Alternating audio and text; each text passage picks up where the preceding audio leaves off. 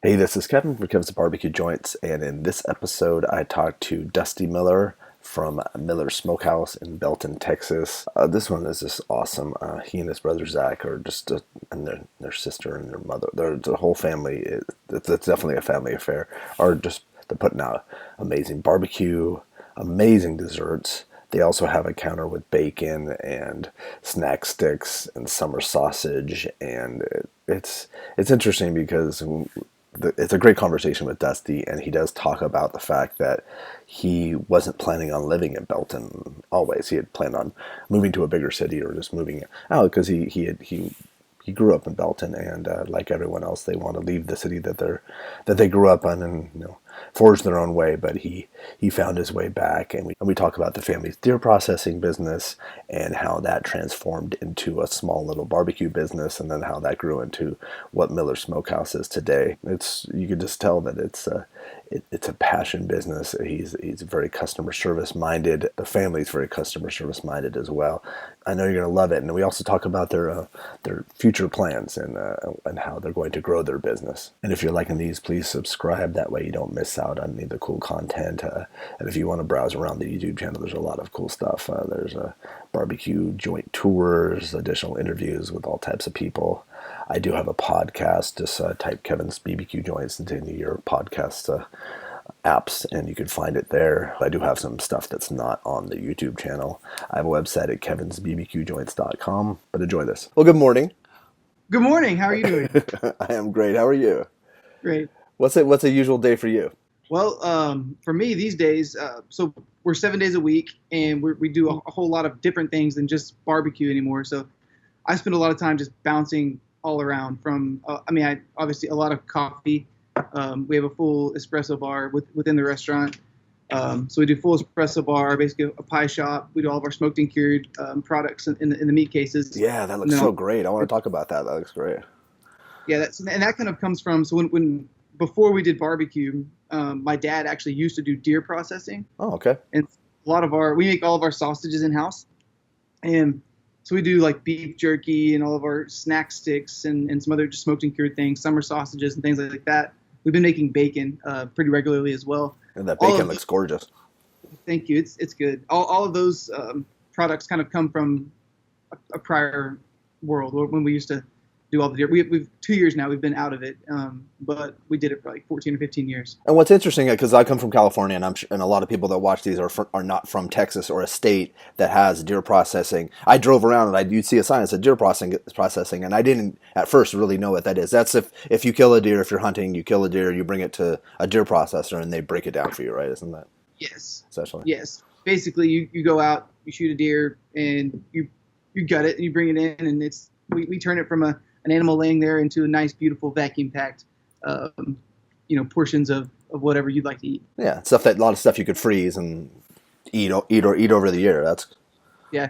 That's cool. Oh, that's interesting. So did you learn that craft too? Is that a I learned a little bit of it. I honestly didn't want too much to do with the deer processing. My brother really took to it, and he spent a lot of years interesting. behind just cutting up countless animals. Oh yeah. So, started with all the most like redneck things. We used to joke it was the redneck trifecta of processing, taxidermy, and barbecue. That's true. That's so funny.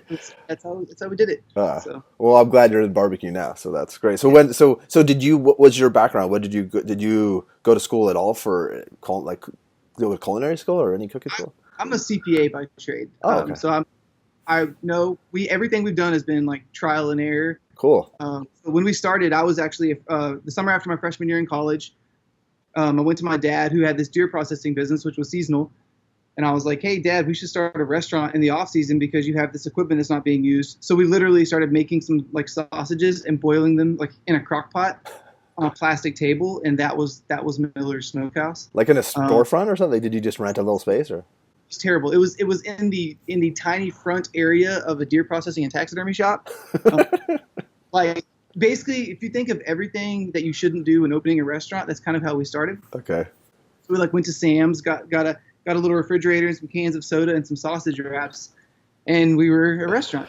And so we had no experience and no money. We borrowed a barbecue pit and we started cooking like one brisket a day. Okay. And it wasn't very good. I could tell you, like we were just learning, and so that was in August of 2008, and so we just kind of continuously evolved and changed, and we Craigslisted a business together. I mean, like we had all kinds of mismatched pits out in the alley, and definitely friends and family all helped us, learn and pull it together and make it happen. And I guess luckily Belton was such a small community at that point that customers were forgiving enough to let us keep cooking until we learned how to do it a little better and a little better. And your customers were essentially your friends or people that you knew in the town. Hey, let's text some people to come eat a sandwich. Like it was super like small, and we still have a lot of those original faces though that come in. That's great. All the time. Were there any other barbecue spots in Belton? I know Round Rock is. Yeah, there's a few, and some successful ones that have been around for a long time. So, okay. I'm trying to think. The hard guys down the street that just decided to start cooking. So, it was... so when did it get to the point where you said we need to start moving to a bigger location? Was that in 2014, 15? Well, yeah. So right, I guess 2012 we did a small expansion, and that's when we moved our deer processing, and so we knocked out a wall and had kind of like more of something that would resemble a restaurant. And then prior to Texas Monthly coming out in 2013, I had a feeling. I was like, man, I think there's a chance we're going to make that list, and I really hope we do. So we went ahead and did an expansion before the list. And so I guess in April we expanded, and they released the list, I think in May on Twitter or something like that. And if we hadn't, it would have completely changed our entire trajectory, because we basically doubled our capacity right as the list came out. And so we got to capture, like, our business just completely changed overnight. Like, it was night and day. It was the single biggest, like, change in life and in it changed our family, really. It changed everything. Isn't that crazy? Isn't that amazing? Like, even a lot of people don't know, even people in the barbecue community, how powerful the Texas Monthly magazine is for Texas barbecue joints. Yep. And especially if you're coming from, like, if you've not been found, you're not established, for us, there was so much upside, and it was like, I don't know, we'll always be thankful for that list. And so at that moment, like, were there lines? Like, people were coming from outside of Belton for sure, right? Sure. It went from being like busy with like some locals, you got your buddies and stuff, to like, okay, we got to make some operational changes because we weren't ready. So we weren't ready at first. We got more than we could handle, but we just kept on trying to become a little more efficient. And were you open 7 days a week then?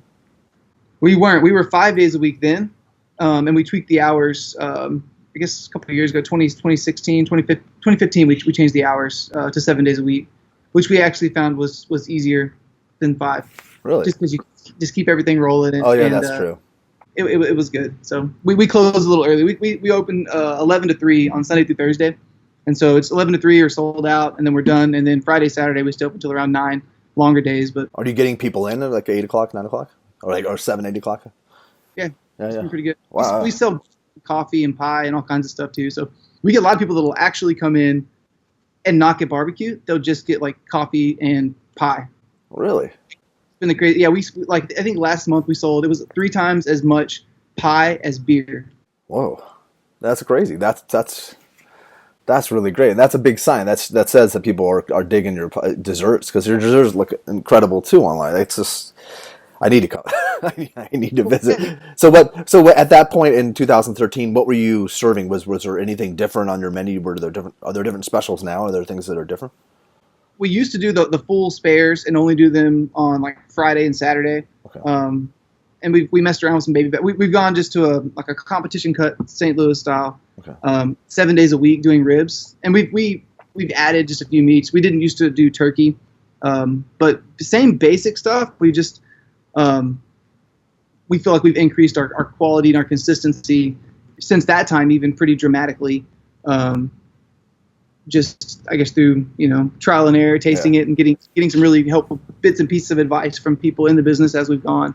So, because we started as just naive people that we didn't. It's not like we had this great restaurant background and we're like, hey, we want to do this killer barbecue joint, and here's our business plan. Yeah, you've been dreaming about it since you were 5. It's not something like that. No, it found us in a weird way, and now we can't escape it. It's like it's our life. I don't want to do anything else. Which is awesome. yeah, we can't leave it. It's not like it's not just a number. It's something that's part of our personality and it's an obsession. It's what we do. Oh yeah, and So and it shows, and it probably will be something that you'll pass on to your children. Like it'll be something, hopefully, that you can kind of. they'll probably be vegans or something. You can't control. You never know. Yeah, you never know. You never know. They could catch the bug. All they have to do. There's no pressure on them. If they wanna work, they can earn it. If not, they can go. So Well, they could watch this and then say, like, I can't believe I actually went into the same business. yeah, Or so now. So when did you get those beautiful smokers? And so 2015 is when you moved to the. So 2013, you blew yeah, up essentially, and then. yeah. We actually around that time there was a flower shop next to us, so we bought the building next door, and then we had all of our pits lining the alley, and we were like prepping meat over here and making sides here and bake, and everything was going across the street, and it was like this terrible, inefficient mess. There's like pits, trailers, and pits on the ground, and every once in a while we borrow a forklift and like rearrange the pits. And God. the neighbors were always like calling the city, Of and course. it was really like you always felt like you were out in the open, exposed, and like watching your back to see who was, you know. Yeah, that's a terrible feeling too. Yeah, you just want to run a restaurant. Yeah. So I guess we bought the building that we currently occupy. We bought it very end of 2015.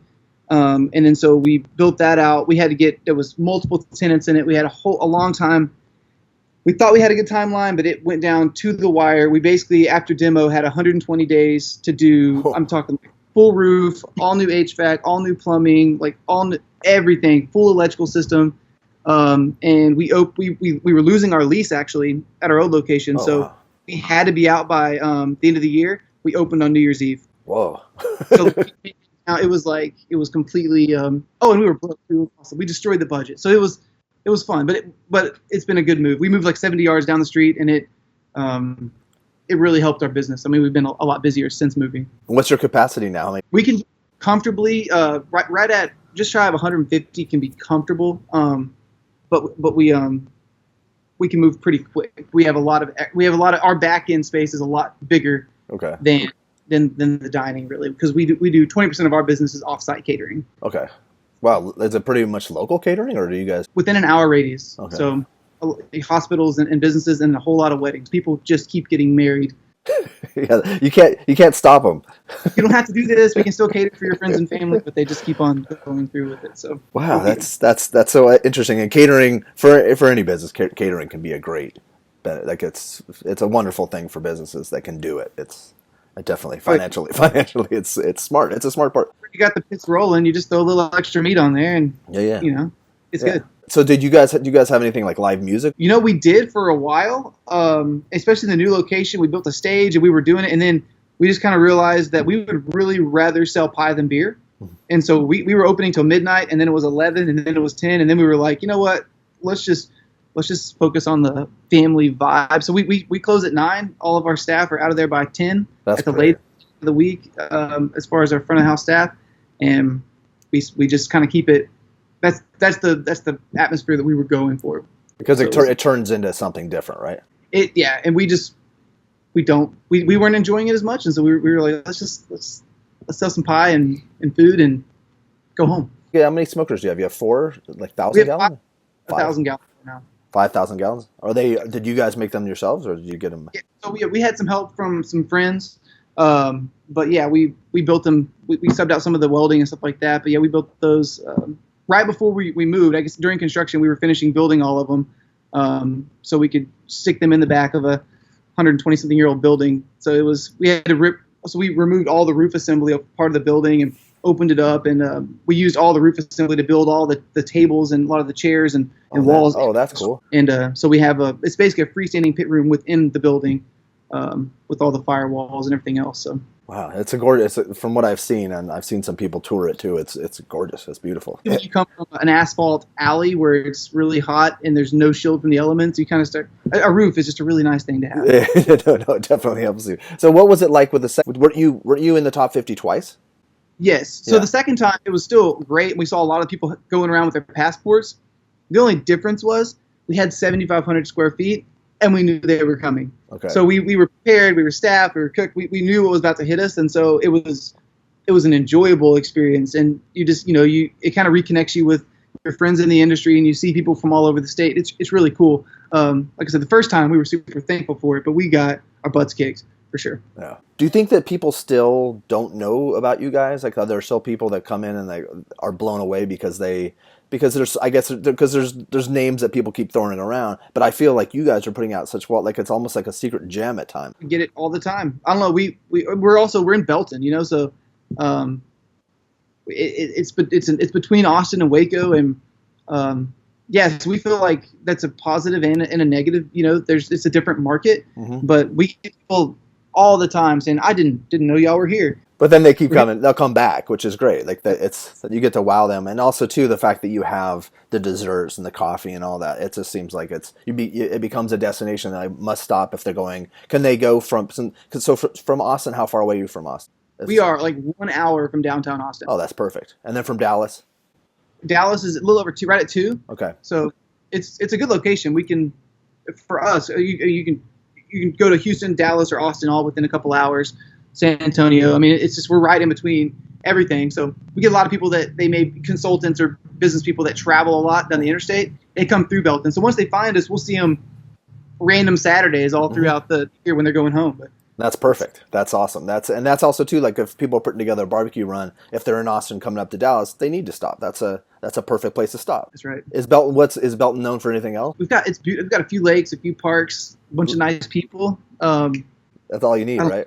Yeah, it's good. It's small town America. Again, it's a place that I never thought that I would enjoy, but now I'm like just popping out babies and living here. So I don't know.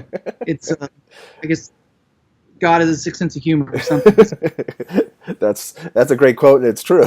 So I'm sitting here eating my words. Yeah. So what sausage wise? How many sausages do you guys make? We normally keep 3 on the menu at all times, and then so my brother he rolls out like every few weeks he'll just do something that he feels like, whether it's a lamb, a Greek sausage, or a boudin, whatever he wants, he'll just do it. So 3 at all times, and then you'll just show up and there'll be something that we felt like cooking.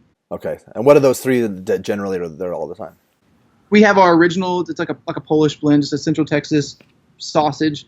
Our hot link, and then we have our jalapeno and cheddar. Okay. So, and those are all recipes that really almost identical to what we did during deer processing. Oh wow. So the recipes have been with us for, coming on 18 years, something like that. It's been a long time. What items do you sell in the case too? Because it was a bacon, and you have the summer sausage, right?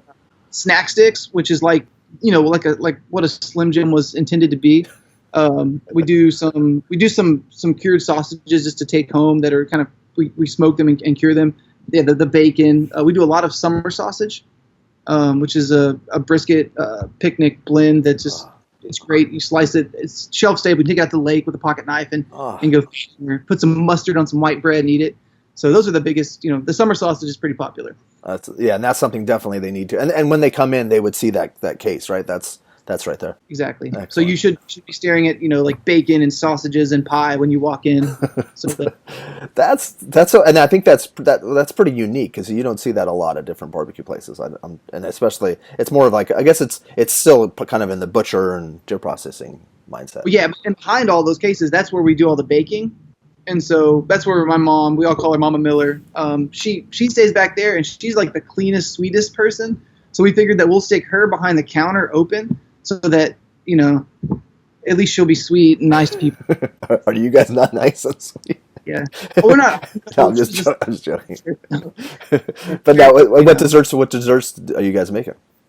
Oh my gosh, it changes all the time. We're about to roll out a new sweet potato pie that's awesome. Oh. It changes. We always keep a few cookies. We've been doing a strawberry cheesecake pudding. We do our banana pudding we make homemade wafers for it. Chocolate cream pie, buttermilk pie. It rotates. So I try to keep them from making like too many things at once because they'll just get crazy. But yeah, it's all just good old homemade pies. Wow, that's awesome. I'm so proud of you guys too. Like coming from something obviously that wasn't going down this road. And what would you tell people if they were, say they're watching this and they're interested in opening a restaurant someday? Or are there any things like any little tips that you can give them pitfalls to look out for, or just realize it's a lot of hard work? It's a lot of hard work, but I think number one is like making sure that you do have a support system, whether that's your friends, your family, and some sort of partners that know what they're doing. Having people that want to see you succeed. I think that one thing that we've learned is, and barbecue is a cool community that does talk. Don't be proud. Like, talk to people. Like, be open and have communication, because there's always somebody out there that can teach you something a lot faster than you can learn it, like by being really stubborn for years and years. That's a lesson we've learned the hard way sometimes. And so I think letting your guard down and just talking to people, meet people that are in the restaurant industry but not in barbecue, and see what they have to trade as tips and tricks. And it's a business, right? Like it's a passion and it's a food, and barbecue gets a reputation of being something that's just it's almost just an art, but it's an art that you can really lose money in really fast. And so yes. Balancing all those parts and knowing what you know and what you don't know. There's been some people that have really been great to us as far as just open.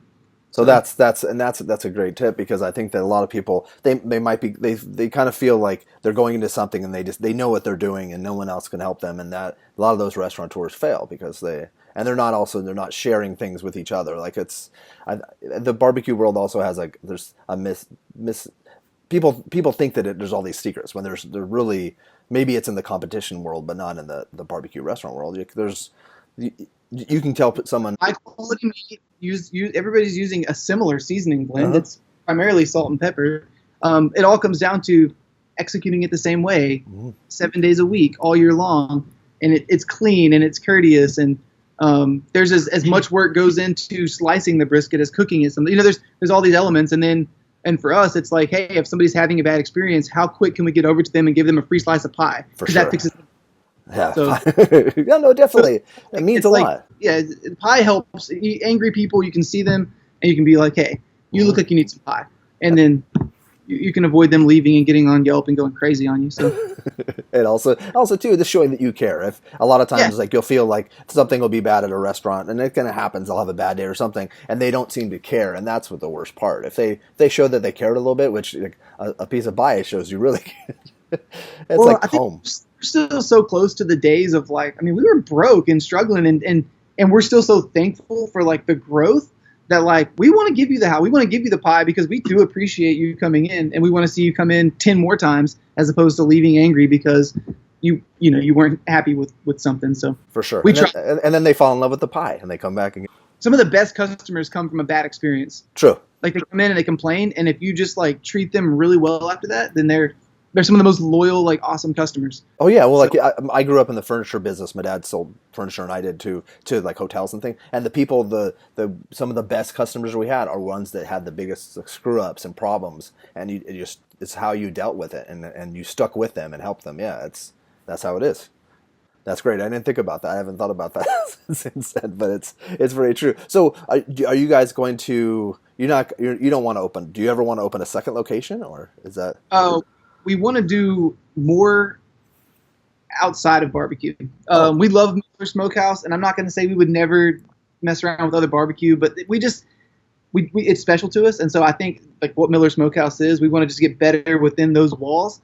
Coffee is something we really love. So we want to get into everything from the roasting of coffee and more the retail of coffee. So We've had this full coffee bar built out in Miller's.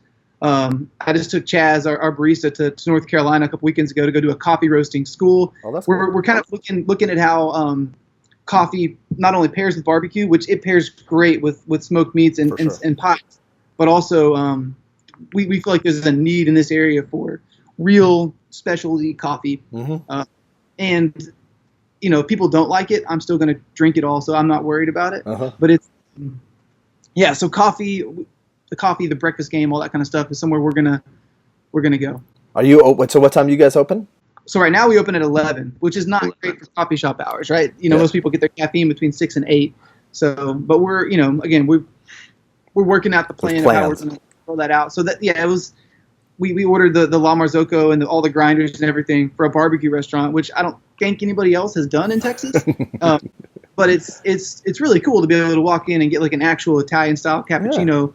And a half pound of brisket. I think that's just... Oh, that's awesome. I don't know why it's not the norm, because it's really good together. Yeah. But so yeah, we actually are. I'm sitting right now on the top of our old deer processing shop that we're converting into a coffee roasting facility. So it's going from all kinds of mass carnage to like great smelling roasted.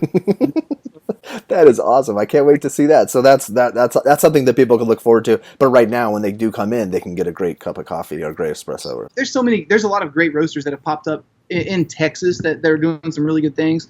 But we want to get involved with the process, and just like with barbecue, you want to know how your business runs start to finish. I think that roasting is going to become for coffee shops to be an authentic coffee shop down the road. You're going to need to roast for sure, and you're going to have a kitchen. And so I think everything we're learning plays into that, and we think Belton, we think they'll like it. So I hope so. Oh, I'm sure they will. Or you can grab some coffee on the way to Dallas or down to Austin. You have a chance to stop, enjoy the town, have some barbecue, get some coffee, and go. That's all. And and with your desserts, coffee is the perfect marriage too. Oh yeah. Yeah. That's awesome. Well, thank you so much for taking the time. We've been trying to connect, so I really appreciate it, and I can't wait to visit. And you're definitely on my list. I would love to tour your pits and everything, and if possible, film all that too, because I think people would dig seeing that from outside of Texas. I really appreciate your passion and where you guys have come from. So that's awesome. Do you guys still do? Is the deer processing completely gone? It's done. We stopped that a couple seasons ago, and so my brother transitioned over to the restaurant, and so with all the things we want to do, it wasn't part of our long term where we wanted to be, and so we just kind of dropped that and transitioned over to just the whole family focusing on the restaurant side. How many brothers are there? I've got one brother and one sister. So sister's in college. She's here for the summer. She works. She's been working since she could walk. She used to work in the deer processing as a little girl, standing on a chair, wrapping up little bags of deer steaks. So it's been just, we've always worked since we were little. For some reason, I thought there were three. For some reason, okay, maybe you guys. I think Zach's my brother. So okay, that's it. Yeah. That's enough. One brother's enough, right? Well, excellent. Well, have a great rest of your. Well, thank you, Zach. Thank you very much. Thanks for setting this up and cool. Yeah, this was great. This is awesome. I really look forward to seeing you guys, meeting you. Thank you, and it was nice to meet you guys here. And I think this is awesome, and I'll shoot it over as soon as it's done. Cool, man. All right, take it easy. See ya. Have a good Friday and great rest of the week.